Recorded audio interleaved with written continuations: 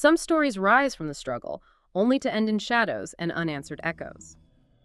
In this episode, we revisit the night Los Angeles fell silent, as one of hip-hop's greatest voices was taken in a hail of mystery. The Notorious B.I.G. case opens. This is Memento Mori.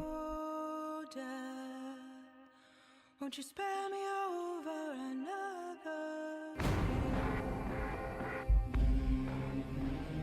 So today we're doing a deep dive into the sources surrounding Christopher Wallace, who, the world knew as the Notorious B.I.G. And we're not just looking at the tragedy of an artist cut short at 24. We are investigating one of America's highest profile, most complex cold cases. Absolutely. And it's so important to frame this right from the start. This wasn't just some random act of violence. Biggie's murder is tangled up in music history, gang rivalry, and some really deep allegations of police corruption. Exactly. To even get a sense of the shock, you have to remember who Biggie was at that moment. He wasn't just a rapper. He was a true artist. This fluid rhythm, this incredible, almost cinematic storytelling about his life in Brooklyn. He was, without a doubt, the king of East Coast hip-hop, leading Bad Boy Records with Sean Puff Daddy Combs. And being the king of the East put him in direct opposition to the West Coast empire, Death Row Records, which was run by, of course, Marion Suge Knight. A man with a serious reputation. Oh, absolutely. Suge Knight wasn't just a CEO. He was known for being ruthless, for this tough guy attitude.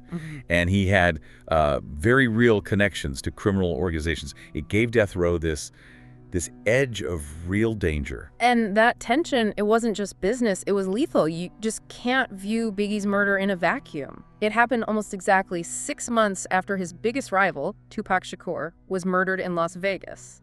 That 6-month window is everything.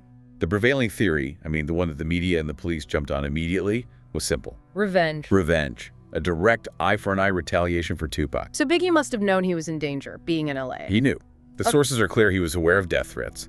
He was moving with heightened security, so everyone involved knew the stakes were life and death. Massive security presence. But even that wasn't enough on the night of March 9th, 1997. Okay, so let's walk through that night. Biggie's in Los Angeles for the Soul Train Music Awards. Right. And after the show, he and his whole crew head to this huge after-party at the Petersen Automotive Museum. Very high profile, very crowded. And this is where the first problem happens. The first major breakdown. The party just gets too packed, way over capacity. So the LAPD moves in and they shut it down. Abruptly. Very abruptly. And this just creates chaos. Because it completely destabilizes their security plan, right? Exactly. Instead of a controlled exit, you have this huge crowd of famous people, Biggie and Puffy included, all pushed out onto the street at the same time. It's a security nightmare. So around 12:30 a.m., they leave. Puffy's in one car, Biggie's in the second, a big Chevy Suburban. He's in the front passenger seat. His friend Little Cease is in the back. They don't even get far. They pull up to a red light, Fairfax and Wilshire. And that's the moment. A dark Chevrolet Impala SS just pulls up to their right. No warning at all. None. The driver rolls down the window, extends a pistol, and fires multiple shots right into the passenger side of the Suburban. Hitting Biggie 4 times. Yes. He was rushed to Cedars-Sinai, but he died very shortly after. And the shooter? The shooter was described as a clean-shaven black man in a black suit. Calm, professional. He just sped away and vanished. You would think, with that many witnesses at a major intersection, the LAPD would have solved this? It seems that way, but just like with Tupac's murder, the case hit a wall almost immediately. Why? Well, they started down the most obvious path revenge from Suge Knight and Death Row. But the problem was cooperation. Despite all those people, that whole convoy, almost no one was willing to talk. Just a wall of silence. Was it fear? Total fear. You have to remember, people believed Death Row had ties to violent gangs. Cooperating with the police could have been a death sentence. That fear just dried the case out. So when the police hit a dead end, others step in. A journalist named Randall Sullivan came up with the first major public theory. He did. Sullivan's research pointed to a man named Amir Mohammed. And who was he? Mohammed allegedly had ties to the Nation of Islam. And the theory was that he was the man in the Impala, acting on orders from Suge Knight. But the evidence for that? It was circumstantial. It was compelling. There were some loose connections. But the police never found that one concrete piece of evidence to charge him or to definitively link him to Suge Knight.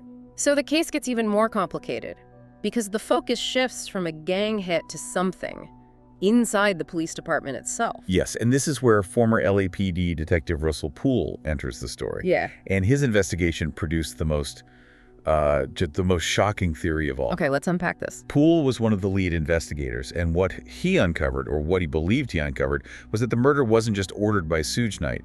He believed it was carried out by off-duty LAPD police officers. Wait, officers who are also working for Death Row Records? As security, as enforcers, yes. That was his entire claim. The motive was still revenge for Tupac, but the killers were cops. That's an unbelievable allegation. How would that even work? It points to a deep, deep level of alleged corruption. Poole believed these officers were using their police training, their access, to act as muscle for Knight. It would explain the assassin's professional look. You know, the suit, the precision. And Poole named names, right? Specifically an officer named David Mack. He did. David Mack's name kept surfacing. And Mack was already in trouble. He was an LAPD officer who was in jail for robbing a bank. So he was already a dirty cop. A very dirty cop. Oh. Poole's theory was that Mack helped organize the whole thing. Maybe he wasn't the trigger man, maybe that was Muhammad. But Mack provided the car, the weapon, the logistics, all on behalf of Suge Knight. So if Poole had all this information, why no arrest? Well, this is the tragic part of Poole's story. He claimed that as soon as he started connecting these LAPD officers to the murder, his superiors obstructed him. They shut him down. Completely. He alleged a deliberate cover-up to protect the department from the scandal. He was so frustrated he resigned in 1999 and spent the rest of his life trying to prove it. That paints a picture of just total systemic failure, and that led to a legal battle. It did. In the early 2000s, Biggie's mother, Valletta Wallace, filed a wrongful death lawsuit against the LAPD. Using Poole's investigation as the foundation. Exactly. Her lawyers argued that the department knew its own officers were involved and actively concealed the evidence. They presented all this evidence in court, but the case was dismissed. What happened? It came down to one critical moment. The whole case was resting on a key informant who had testified about David Mack's involvement. And that witness suddenly recanted their entire statement. Just took it all back. Took it all back. And without that testimony, the case against the department it fell apart. The judge dismissed it. There's one last effort, though. The FBI reopened the case in 2006. They did, but even they couldn't get a conviction. It seems that wall of silence that Poole described just held firm. Too much time had passed, and the trail was just too cold. So we're left with this awful stalemate. On one hand, a revenge hit ordered by a music mogul. On the other, this explosive theory that rogue cops were the executioners. And neither theory has ever been proven in a court of law. This raises an important question. The fact that this case is still unsolved is a huge failure of the American justice system.